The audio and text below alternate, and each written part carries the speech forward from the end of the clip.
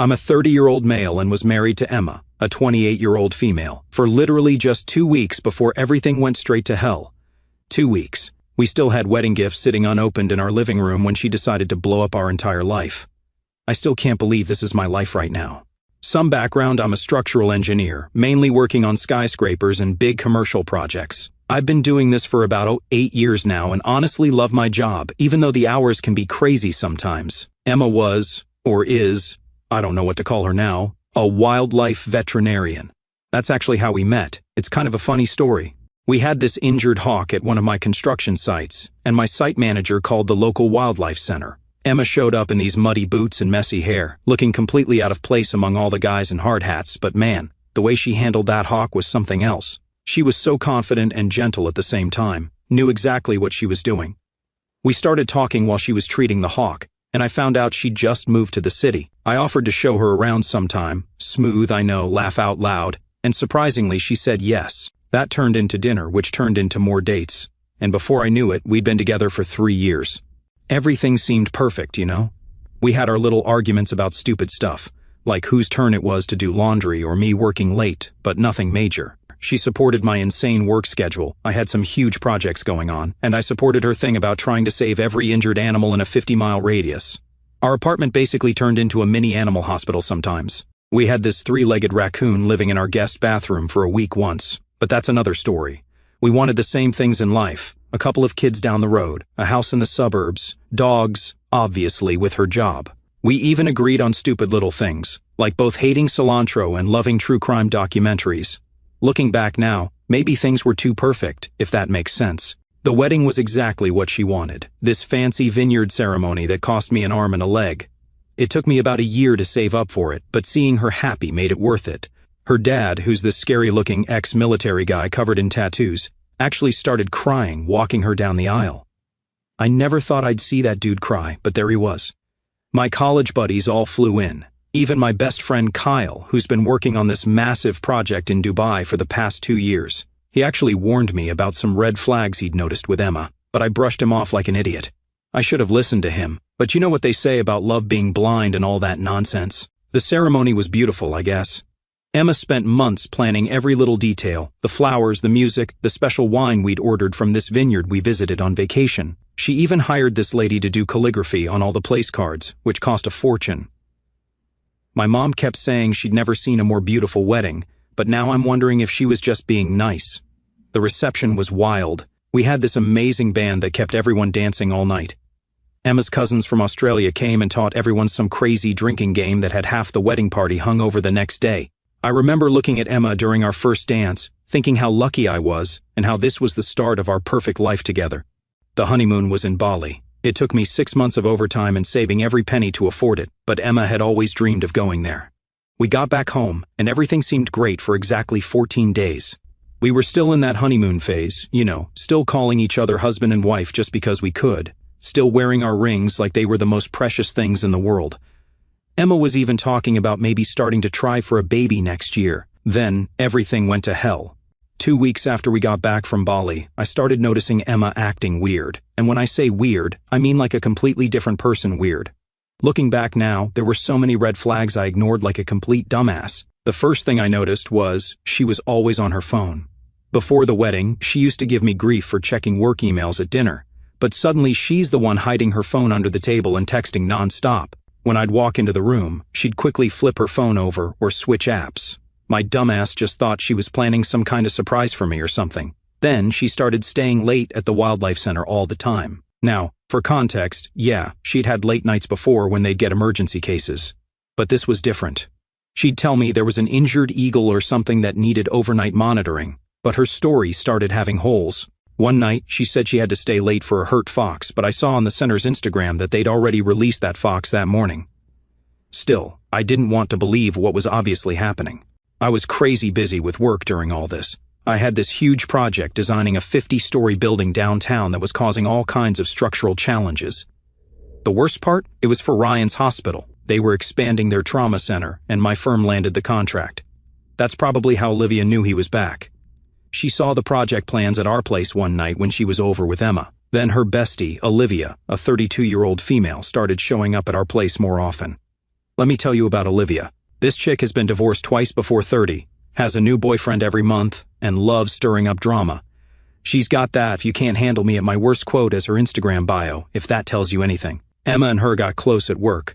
Olivia is a receptionist at the wildlife center, and I never liked her but kept my mouth shut.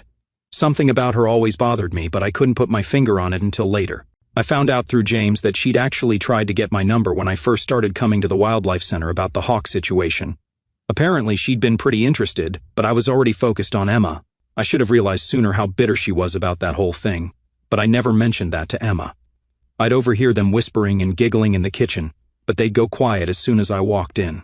Once I heard Olivia say something like, "You deserve to be happy, and you can't help how you feel," but I tried to ignore it. Looking back, Olivia was basically pouring poison in Emma's ear 24/7. I remember the exact morning everything fell apart. I was in my home office reviewing these complicated foundation plans, having been up since 5 in the morning trying to figure this out. Emma comes in, looking like she hadn't slept, still in her pajamas even though it was like 11 in the morning. She sits down on the couch in my office and starts crying. Not normal crying, but that ugly crying where you can barely understand what someone's saying. I'm thinking someone died or something. Turns out, Olivia had convinced her to meet up with her ex, Ryan, a few days ago. Apparently, they'd been texting for weeks before that. Ryan wasn't just any ex. He was her college sweetheart, the guy she dated for 4 years before he left to join Doctors Without Borders in Africa. Now he's back in town, working as some hotshot trauma surgeon at the local hospital. This piece of work actually told Emma he'd made a huge mistake leaving her and still had feelings for her. Instead of telling him to get lost like any normal married person would, Emma's there crying about how confused she is and how she needs to figure things out. She actually sat there and tried to explain to me how Olivia helped her realize she had unresolved feelings that she needed to explore, saying she owed it to herself to figure out if she still had feelings for Ryan before fully committing to our marriage. I'm sitting there like, we're already married. The thank you cards from our wedding haven't even been sent out yet, for heaven's sake. You want to know the most messed up part? She tried to make it sound like she was doing me a favor, saying something like, "I need to be sure about us so we don't end up divorced in 5 years when we have kids." I just sat there staring at her, probably looking like an idiot with my mouth hanging open. Looking back, Olivia's whole plan was pretty obvious. She was the one who first accidentally mentioned to Emma that Ryan was back in town, working at the hospital. She started casually bringing him up in conversation, showing Emma his social media posts about being back from Africa. Classic manipulation. Emma fell for it completely. But here's where it gets real. Instead of doing what she probably expected, begging her to stay, crying, promising to be a better husband or whatever, I just started laughing. Not happy laughter, but that kind of laugh you do when something is so messed up it's almost funny. She looks at me like I'm having a mental breakdown. Maybe I was, to be honest. Then I did something that surprised even me. I opened my laptop, Googled best divorce lawyers in our city, and started making calls right there in front of her. Emma completely freaked out, saying, "What are you doing?" I said I needed time to think, not that I wanted a divorce. I looked her dead in the eyes and said, "No, what you need is to get the hell out of my house." Not my proudest moment, but hey, I was running on like 2 hours of sleep and my whole life was imploding. She starts crying harder, saying I'm being unfair, that I don't understand how complicated this is for her. Then she hits me with, "Ryan was my first love. I need to know if there's still something there. I'll always wonder what if I don't explore this." That's when I lost it. I told her, you know what's not complicated? Marriage vows. You either meant them or you didn't, and clearly you didn't. Then she tried to turn it around on me, saying I was being controlling and unsupportive by not letting her figure out her feelings. She said Olivia told her that any man who truly loved her would understand and give her space to figure things out. By the way, Olivia, seriously? I pulled up our wedding video on my phone, had to scroll past hundreds of honeymoon pictures to find it, and made her watch the part where she promised to forsake all others. I asked her if she was lying then or just lying now. She got real quiet after that. Then she tried a different approach, saying maybe couples counseling would help, that we could work through this together. I told her the only thing I needed to work through was finding a good lawyer. Then she dropped the bomb that really showed what kind of person she is. She says, "Ryan's just coming off a 36-hour shift at the hospital. He said I could come stay with him while we figure this out." She already had bags packed in her car. Turns out, she'd been planning this for days, had already moved some of her stuff to his place while I was working my butt off on this huge project. She was literally planning her exit strategy with her ex. Cool, cool, cool. I wish I could say I kept my cool, but nah. I started going through our wedding gifts, most still unopened, and literally making 2 piles she's not getting and she can have. Real mature, I know. Then I called my buddy Kyle, the one in Dubai. and he got on the first flight back. True bro move. Emma tried to say I was being dramatic getting him involved. I reminded her she's the one who got her ex and toxic bestie involved in our marriage, so maybe sit this one out. The next few hours were a blur. Emma kept switching between crying, trying to explain herself, and getting mad at me for not being understanding. Like understanding of what, exactly? That my wife's getting ready to cheat on me with her ex and wants my permission? The whole time, she kept saying things like, I still love you, and this doesn't mean I don't care about you, and, my personal favorite, you'll always be special to me. Like she was breaking up with a high school boyfriend, and not her husband of 2 weeks. I finally told her she had two choices. Either cut all contact with Ryan immediately and we maybe try to work through this, or leave right now and we're done forever. She literally said, why does it have to be so black and white? That's when I knew it was over. I told her to get out and not come back. She tried to hug me before leaving, the audacity, and I just walked away. The sound of her car driving off is still stuck in my head. I watched her pull away from our dream house, probably heading straight to Ryan's place, while our wedding cards were still sitting on the kitchen counter. I spent that night getting blackout drunk with Kyle on our back patio. He'd landed by then. I deleted all my social media because I couldn't handle seeing her face.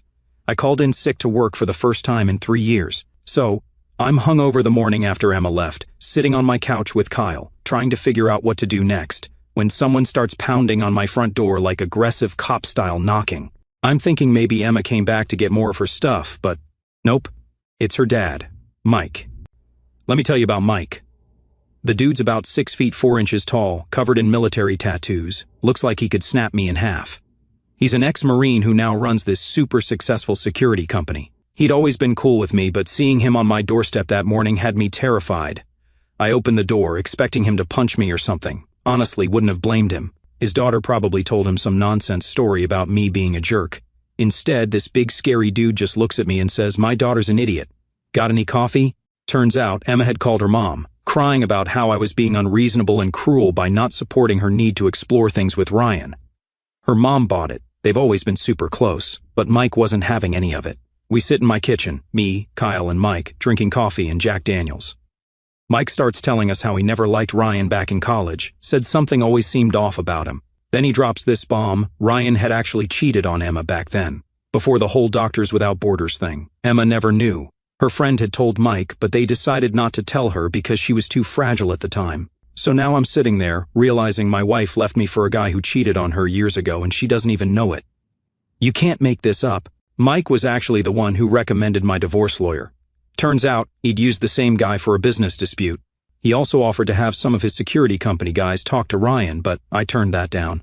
Laugh out loud. Tempting though. The next few days were a mess. I had to call my boss and explain why I needed time off from the skyscraper project. Dude was actually super understanding. Turns out his first wife had done something similar. He gave me 2 weeks paid leave and said the project would still be there when I got back. The worst part was dealing with all our shared stuff. Our house looked like a wedding threw up in it. Gifts everywhere, cards, photos. I found our marriage certificate in a pile of mail and had a legit breakdown. Emma's little brother, James, who works at my firm as a junior engineer, came by to get some of her stuff. Poor kid was caught in the middle. He told me Emma was staying at Ryan's place and acting like a completely different person. Said she was posting all these weird quotes on Instagram about following your heart and finding your true path. The family dynamics got real messy, real quick. Emma's mom was fully Team Emma, spouting stuff like, you need to give her space to figure things out, and marriage is about understanding and patience. Meanwhile, Mike and James were on my side, which caused some huge fights at their house. Then Olivia started running her mouth at the wildlife center, telling everyone Emma left me because I was emotionally unavailable and working too much. Several of Emma's co-workers, who I thought were our friends, started unfollowing me on social media. Real mature. But here's where karma started kicking in. Remember that huge project I was working on? Turns out Ryan's hospital was one of our clients. I called my boss and explained the situation. He immediately requested a different project manager take over because of the personal conflict. Ryan apparently threw a fit when he found out he'd have to deal with delays because of the switch. The financial side was a nightmare. We had just combined our bank accounts after the wedding. I had to freeze everything and start untangling our money. Thank God we hadn't bought a house yet. We were still saving up for a down payment. The only real asset we had was my condo that I'd bought before meeting her. Emma tried calling me a few times during all this. Left these long, rambling voicemails about how she still cares about me and hopes we can be friends someday. Like, yeah, sure. Let me pencil that in right after I finish burning all our wedding photos. Her dad kept me updated on what was happening on their end. Apparently, Emma and Ryan were playing happy couple all over town, going to fancy restaurants, posting cute pictures together, acting like she hadn't just blown up her marriage for this nonsense. The worst part? I found out they'd been texting before our wedding. James discovered it by accident. He was helping Emma set up her new work iPad, and it synced with her old messages through the family cloud account. He saw the texts from Ryan going back months, some of them from the week before our wedding. My own brother-in-law had to be the one to tell me. That's when I decided to let go and focus on myself. I threw myself back into work. Remember that skyscraper project I was working on? Turns out, all those late nights at the office while Emma was figuring out her feelings paid off. My design actually saved the client millions in foundation costs. My boss was so impressed, he fast-tracked my promotion to senior project lead. Meanwhile, Emma's whole finding herself fantasy started falling apart. James, her brother, kept me in the loop because we still worked together. Apparently, living with Ryan wasn't the romantic dream she imagined. Dude's a workaholic, ironic, given her complaints about my hours, leaves his dirty scrubs everywhere, and still acts like a college frat boy with his doctor buddies. Katie from the Wildlife Center finally told me what had been going on. Turns out, Olivia had been playing both sides the whole time. She'd been telling Emma that Ryan was her true love while simultaneously fishing for information about him. The whole time she was pushing Emma to leave me, she was laying groundwork to go after Ryan herself. Real piece of work. She wanted Emma to feel the pain she felt when I chose Emma instead of her. Emma caught them having lunch together a few times. When she confronted Olivia about it, that snake actually said, "Well, you were married when you started talking to Ryan, so what's the difference?" Laughing my ass off, the karma is chef's kiss. Then something interesting happened. Katie, one of the senior vets at the Wildlife Center, reached out to me. She'd been Emma's mentor when she first started there, and she was disgusted by how everything went down. Katie had seen firsthand how much overtime I put in to pay for the wedding, and she couldn't stand hearing Emma tell everyone I was controlling and worked too much. Katie became my eyes and ears at the center. She sent me a screenshot of Emma crying in the break room because Ryan had forgotten their 1-month anniversary. Like, you left your husband for this dude, and you're crying about a 1-month anniversary? Make it make sense. The real turning point came when James told me I needed to hear something. He'd seen Emma at their parents' house when he went to pick up some stuff. He said she looked completely different from the sister he knew, wearing all this fancy designer stuff. Apparently, Ryan makes good money, but looking tired. And sad she tried to hug me, what the heck, and I just stepped back, asked her how her journey of self-discovery was going. She started crying, saying she missed me, missed our life together, said Ryan wasn't who she thought he was. You know what I did? Laughed, this is hilarious laughing, told her I had a meeting to get to, I didn't, and walked away. The old me would have tried to comfort her, maybe even considered taking her back. The new me just got a protein shake and crushed my deadlift personal record that night. Then I got a call from a headhunter about this massive project in Singapore. They had heard about my foundation design solutions and wanted me to lead their new eco-friendly skyscraper development, a 2-year contract, 7 figures, full relocation package. I took it without hesitating. When the news got around, because people talk, Emma showed up at my office. She was hysterical, saying I couldn't leave, that she was confused about her feelings, that maybe she'd made a mistake. I just looked at her and said, "That sounds like a you problem," and went back to my blueprints. The look on her face was priceless. Apparently, one of Ryan's coworkers saw Emma crying in my office and told him about it. Ryan, being the insecure man-child he is, completely lost it, started blowing up Emma's phone, demanding to know why she was talking to me. Mind you, this is the same dude who had no problem texting my wife before our wedding, but sure bro, go off.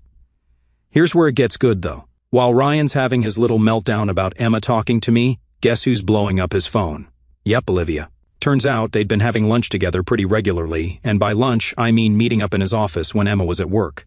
How do I know this? Steve, the project manager who took over the hospital contract after I stepped away, saw them together constantly during site meetings. Being a decent guy, he kept me in the loop, sent me photos of them looking pretty cozy during what were supposed to be professional consultations. The same girl who helped Emma blow up our marriage was making moves on her new man. You literally can't make this up. Emma found out about it during some fancy dinner she'd planned for Ryan's birthday. She'd spent a week planning it, cooking his favorite food. She never cooked for me, by the way. Bought him some expensive watch. Then, right in the middle of dinner, Olivia drunk texts Ryan, saying she misses their lunch meetings and hopes Emma doesn't check his second phone. Second phone? This dude had a whole-ass second phone for texting Olivia. Real classy. Emma apparently lost it, stormed out of their apartment at like 11 at night, tried calling her mom but she was on a cruise. She called her dad but he basically told her, "You made your bed, lie in it." She called her brother James, but he was working late at our firm on my team now, got him promoted last week. Guess who she ended up calling? Me at midnight, crying about how Ryan was just like all other men, and how she made a huge mistake and how she never should have left. I let it go to voicemail, sent that straight to my lawyer though. The next day was pure chaos at the Wildlife Center. Emma showed up to work to find Olivia acting like nothing happened. They had this massive screaming match in the break room. Katie, bless her, had the presence of mind to record the whole thing on her phone. She sent it to me right after, knowing I'd need it for the divorce proceedings. The best part? In the middle of their fight, Ryan shows up, trying to explain, says he and Olivia were just friends and Emma was overreacting. Then Olivia, this absolute snake, looks Emma dead in the eyes and says, "At least I waited until he was single, unlike some people." The Wildlife Center actually had to call security. Emma and Olivia both got written up. Ryan got escorted out. It was beautiful chaos. It was like the universe wanted me to know everything.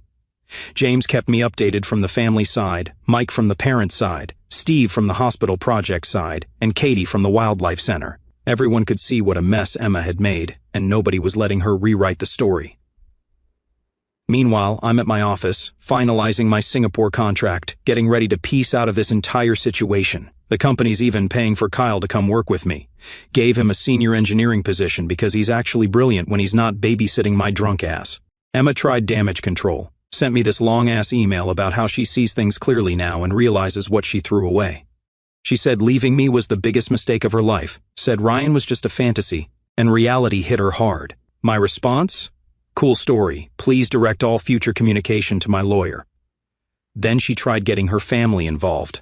Her mom finally got back from the cruise and showed up at my place unannounced, started going on about how young people make mistakes and true love deserves second chances. Mike, Emma's dad, found out and was pissed, came and got her, but not before telling me he's still coming to Singapore to visit once I'm settled.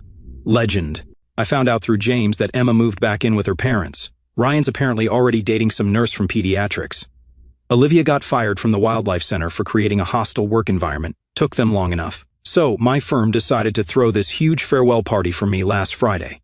They rented out this fancy rooftop bar downtown, invited basically everyone from the company, plus some clients. James, Emma's brother who works with me, helped plan it. He specifically didn't tell his family about it because, obvious reasons. But somehow Emma found out anyway. Pretty sure Olivia told her because she's still friends with one of our receptionists. The party was actually going great at first. All my work friends were there, even some of my college buddies showed up. I was feeling good, got my Singapore visa approved that morning, my new place there is all set up, and I'm in the best shape of my life thanks to all that post-breakup gym time. Then, around 10 at night, guess who shows up? Emma. But wait, it gets better. She shows up in the dress, the one she wore on our first date that I always said was the moment I fell in love with her. She'd kept it all these years and decided this was the moment to bring it out again. She clearly planned this whole dramatic entrance thing. Showed up right when people were doing speeches, probably thinking it would be some romantic movie moment. Instead, security stopped her at the door because she wasn't on the list. I actually didn't even notice at first, because I was talking to this really cool architect from the Singapore firm. James comes running up to me like, "Dude, Emma's here and she's making a scene." I go out to the lobby, and there's Emma, crying and trying to convince security to let her in. She sees me and just starts going off about how she made a horrible mistake and Ryan meant nothing, and how she wants to come to Singapore with me. Mind you, this is happening in front of like half my Kia workers who came out to watch the drama. Emma's mascara is running everywhere. She's clearly been drinking. And she's wearing this dress that doesn't even fit her right anymore because she lost weight from all the stress of her own dumb decisions. Then she drops this bomb. She'd actually bought a ticket to Singapore, like a real plane ticket for next week. Had this whole plan about showing up at my new place and convincing me to take her back. She thought it was romantic. I thought it was straight up stalker behavior. I just looked at her and said, "You need help, professional help." Then I went back inside to enjoy my party. But Emma wasn't done. She tried to follow me in, security grabbed her, and she starts screaming about how I never really loved her because if I did, I would forgive her one mistake. That's when Kyle stepped in. He just looks at her and goes, "One mistake? You mean like texting your ex before the wedding or moving in with him 2 weeks after? Those mistakes?" Emma goes dead quiet, then starts crying harder, didn't think that was possible, and saying how she was just confused and scared and Ryan manipulated her. Here's the best part. While this is happening, guess who walks by the building? Ryan, with a pediatric nurse he's apparently dating now. He sees Emma having a meltdown in her old dress, looks super uncomfortable and just keeps walking, doesn't even acknowledge her. The look on Emma's face when she saw them together, I almost felt bad for her. Security finally convinced her to leave, but not before she tried to hand me this letter she'd written. I didn't take it. She left it on the ground, and Kyle picked it up after she left. We read it later that night when we were drunk, and holy hell, it was pages of her basically rewriting our entire relationship history to make herself the victim. The party actually got way better after she left. Everyone was buying me drinks, telling me I dodged a bullet. The architect from Singapore, let's call her Sarah because irony is fun, gave me her number, said she'd show me around when I get there. I found out later that Emma went to Ryan's place after leaving the party. Nurse girl answered the door. That did not go well, apparently. Last I heard, Emma's in therapy now. Good for her, I guess. Too little too late, though. A couple of days ago, I got ready to head to the airport. I had everything packed, said goodbye to my parents, got my place ready for the renters, was feeling pretty good about everything. Then Emma pulled her final stunt. Quick backstory, I had a 6 a.m. flight to Singapore, connection in Dubai where Kyle lives. My parents and James were going to drive me to the airport. Simple plan, right? Emma had other ideas. I get to the airport at like 4 a.m, and guess who's waiting at the check-in counter? Emma, with luggage. This girl really thought she was going to pull some romantic comedy airport scene. She'd bought a ticket to Dubai, not even Singapore, just Dubai because that's all she could afford, I guess. And was planning to, convince me to take her back mid-flight? Follow me to Singapore? Honestly, still not sure what her plan was. The best part? She brought her dad, Mike, thinking he'd help convince me, but Mike, absolute legend that he is, was actually there to stop her. He'd found out about her plan from James and came to drag her ass home if needed. Emma sees me and starts with this rehearsed speech about how love means fighting for what matters, and how she won't let me go without trying one last time. Meanwhile, Mike's standing behind her, looking like he wants to disown her. Can't blame him. Then she pulls out this photo album. It's full of pictures from our relationship, our wedding, everything. She must have spent days putting it together. She actually thought this would change my mind, like I'd see some old photos and forget about her destroying our marriage. I just walked around her to check in. She starts crying and saying she'll prove her love by following me to Singapore if she has to. That's when Mike finally stepped in. He grabs her suitcase and goes, "The only place you're following anyone is back home. You're embarrassing yourself, and more importantly, you're embarrassing me." I've never seen Emma shut up so fast. While this is happening, guess who's at the airport? Sarah, the architect from Singapore, was on my flight because she'd been in town for the project handover. She walks up, gives me this big hug, and asks if I'm ready for our dinner plans in Singapore later this week. The look on Emma's face, priceless. I think her brain short-circuited trying to process that I was actually moving on. She starts this weird laugh-crying thing and says, "You're already dating? I thought what we had was special." I finally had enough and said something I'd been wanting to say for months. What we had was special, and you traded it for a fantasy with a guy who's already moved on to someone else. That's on you, not me. Mike practically had to drag her out of the airport. The last thing I heard was her crying about how I was being cruel by moving on. The irony of that statement, just wow. The flight was actually amazing. I got bumped to first class, had some drinks with Sarah, talked about architecture and life. Turns out we have a lot in common. She's brilliant, driven, and most importantly single. We're having dinner tomorrow. I landed in Singapore a few hours ago. My new place is insane. View of the whole city, private pool. Just got a text from Mike. Emma's finally agreed to get serious about therapy. She moved back home, quit her job at the wildlife center, too much drama with Olivia still hanging around, and is apparently working on herself. Good for her, I guess. Ryan, last I heard, he's engaged to the nurse. It's been like 2 months, but sure, that'll work out great, I'm sure. Olivia got fired from the wildlife center and is now working at some sketchy private zoo. Karma's funny like that. Looking out at the Singapore skyline right now and feeling pretty good about life. Tomorrow, I start work on the biggest project of my career. Next weekend, I have a date with a gorgeous architect. My best friend and Emma's brother, who's more my brother now to be honest, are joining me here soon. Sometimes the worst things that happen to you lead you to the best places. To everyone who followed this crazy story, thanks for the support. Special shout out to everyone who told me to hit the gym and focus on myself. You were right. And Emma, if you're somehow reading this, I know you still check my Reddit, even though I made a throwaway. I honestly hope you figure your stuff out, but I won't be around to see it. Time to start my new life.